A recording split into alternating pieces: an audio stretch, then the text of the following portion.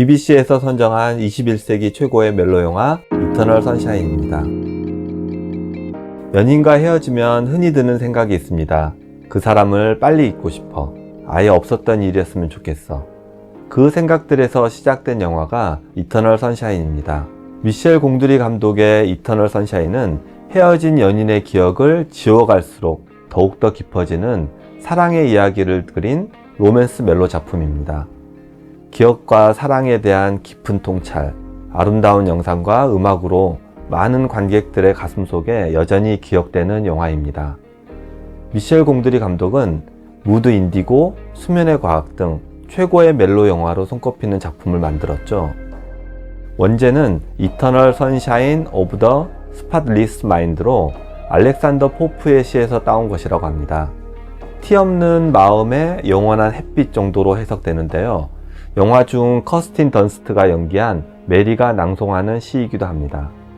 이 영화는 캐스팅도 화려하다고 할 수 있는데요. 짐 캐리, 케이트 윈슬렛, 커스틴 던스트, 엘리아 우드 등 개성 있는 매력으로 정상의 위치에 올라선 할리우드 스타들이 시나리오를 읽자마자 모두 출연료와 비중에 관계없이 곧바로 역할을 수락했다고 합니다.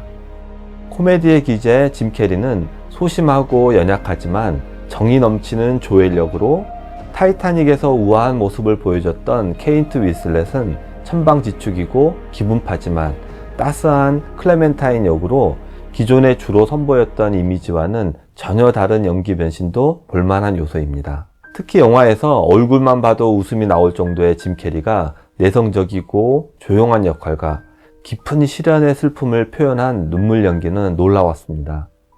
실제로 각본가인 찰리 카프만도 생각지 못한 놀라운 연기라고 극찬했다고 합니다. 그러면서도 짐 캐리 특유의 코미디가 중간중간에 첨가되어 있기도 합니다.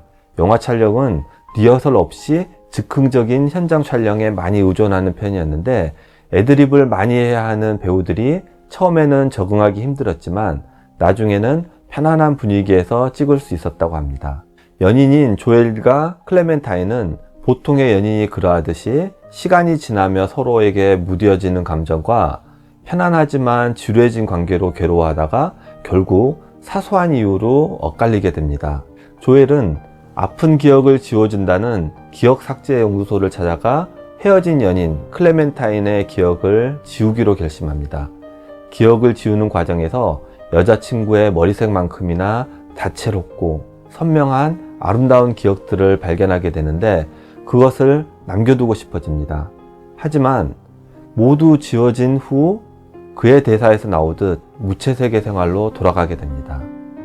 이 영화는 메멘토 같은 영화들처럼 부분적으로는 시간을 역순으로 구성하였습니다. 그래서 처음엔 관객들이 다소 혼란스러울 수 있는 부분도 있는데, 이런 구성은 이 영화의 주제를 아주 효과적으로 보여주고 있습니다.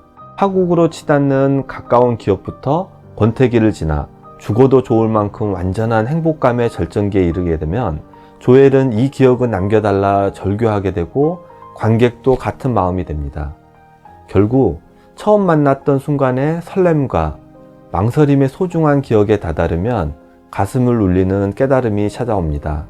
이젠 너무 익숙하고 실증나지만 그때는 멋지다고 생각했던 클레멘타인의 오렌지색 티셔츠처럼 누구나 처음엔 강렬하고 매혹된 것들에 대한 무뎌짐과 망각, 인간의 변덕스러운 본성을 돌아보게 됩니다. 불안정할 수밖에 없는 인간의 관계와 사랑은 그럼에도 불구하고 머릿속 기억이 지워져도 마음으로 기억할 수 있다는 희망을 보여줍니다. Remember me. Try your best. 기억 소거 시술이라는 SF적 설정을 빌려와 누구나 경험할 수 있는 혹은 경험해본 사랑과 이별이라는 주제를 다시 한번 깊게 생각해 볼 수 있게 만드는 좋은 작품이라 생각합니다.